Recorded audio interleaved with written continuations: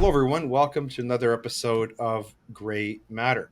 Well, we have a real treat for you on the program today. Someone who is a leading attorney in the kind of limited sphere, specialized sphere, but growing arena of COVID litigation. She's an American lawyer based in Florida. And as you know, people who follow this show know that we're kindred spirits in that sense, but also someone who is a keen observer of what's going on politically in the United States. And of course, this has drawn the attention of absolutely everyone who isn't living under a rock right now. So it's great to have her on the program. I've been looking forward to our conversation. Welcome to the program, Rachel Rodriguez. Thank you so much, Leighton. It's a pleasure to be here. Great. So I've had lawyers on the show before, Rachel. So I have to ask you this question as one of your colleagues in the practice of law. And it's probably one you've been asked before, but what was it that drew you obviously a very bright, intelligent young woman to the practice of law? What made you want to study law? Well, thank you for that young part, Leighton. That's fantastic. My day is now made. What drew me to the practice of law? This is a very interesting question. Initially, I was looking at international development policy, or I should say international development issues, and I realized how important the policies that are put in place are. And so that drew me into law because I realized, well, lawyers are the ones that address law. There aren't any lawyers in my family. So this was definitely a leap. And I know that it was God that put me there, because had I known how difficult it is, maybe I would have second guessed.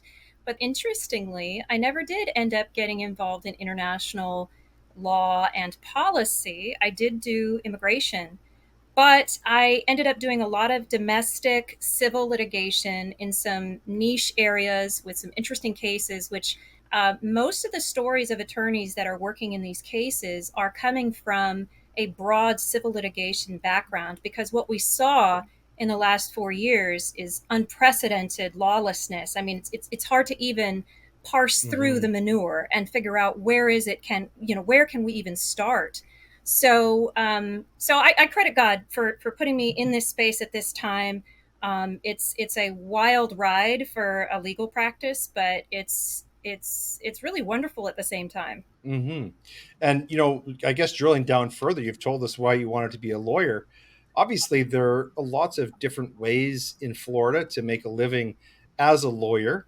What is it about the COVID cases and the COVID file? You hinted at this, but Mhm. what was it about COVID, and what is it about these cases that you feel that you were called to be there to sort of stand in the gap and represent people who are impacted by things like lockdown restrictions and vaccine mandates and so on?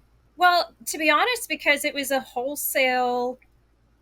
it's wholesale tyranny from top to bottom. I mean, we've seen the slouch, what do they call it? The slouch toward destruction or whatever. We've seen it sort of moving towards that direction. But then all of a sudden 2020 and 2021, it was extraordinary. It's very obvious to me where this is headed, and it's not pretty. And I Mm, felt like, and my husband is completely in support, if I have the skills to do something right now about this lawlessness at the upper levels all the way down to the local, it's my job to do so. And it's our profession that should have mhm, been sounding the alarm. Instead, most of the attorneys that I'm aware of, especially in big firms, were supporting the overreach, not only of the government, but also of these corporations that were enforcing the will of the government improperly and destroying the livelihoods mhm, of people. We have an obligation to fight, to as you mentioned, to pursue rule of law, truth, justice, and honor towards mhm, one another, and we can all do that. And I think if we do, and we show mhm. courage in that, we're going to see long-term gains. I don't think we should be hopeless at all. It is the role, it is the vocation of lawyers to stand in the gap and defend the rule of law, and also to be sort of a bulwark against oppression. Yes. And sadly, much like the churches and the media and the courts in the West, in places like the United States and Canada, we really let people down. But you didn't do that. In fact, in 2021, you took on a case involving firefighters and first responders against Orange County, Florida, against the county's vaccination mandate. I'm very intrigued by this, and would like you to tell us more about this case, because I have a number of ongoing cases like this myself. In fact, we represent a group of Calgary firefighters similarly situated. So, Excellent. what can you tell us about that case, and how it went, and how you strategized and took on that case? Well, thanks for asking. So that was my first foray in, and this was right in, I want to say, between August and the November law change in Florida. For your listeners, Florida instituted, Hmm. like some of the other states in the nation, instituted an actual state law banning public employers from requiring COVID shots. Up to that point, they were under severe restrictions. They were being threatened with their livelihood, and of course, if in one place this, if Orange County succeeded in forcing the first responders into this medical treatment, what's to stop any of the other counties? And furthermore, how would somebody who lost their job here on that basis be able to get another job elsewhere? Is a really critical time. And several dozen, about 70, a little bit over 70 firefighters stood up and said, we're going to join this lawsuit. We're going to request injunctive relief and declaratory judgment. And one of the things that we were asking for, again, this is before the law made it very clear what the boundary lines were. We said this is against the Florida Constitution. The Florida Constitution, and this is true, and I think several other states, has a provision regarding privacy, and it's very broad. I don't know that I can quote it, but it's essentially the right to be left alone by the government. Interestingly, on Hmm. that case, we won legislatively. We didn't win in the court, so we ended up. I wanted to pursue it. I'm a nerdy lawyer. I wanted to pursue it and have something on. A win's a win, A though, right? win's a win. That's right.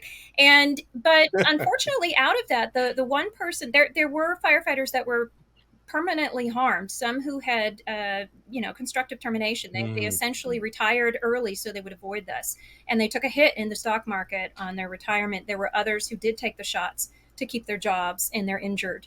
There is definitely more there to be done. But the one case that I continue to have ongoing is that of former battalion chief Stephen Davis.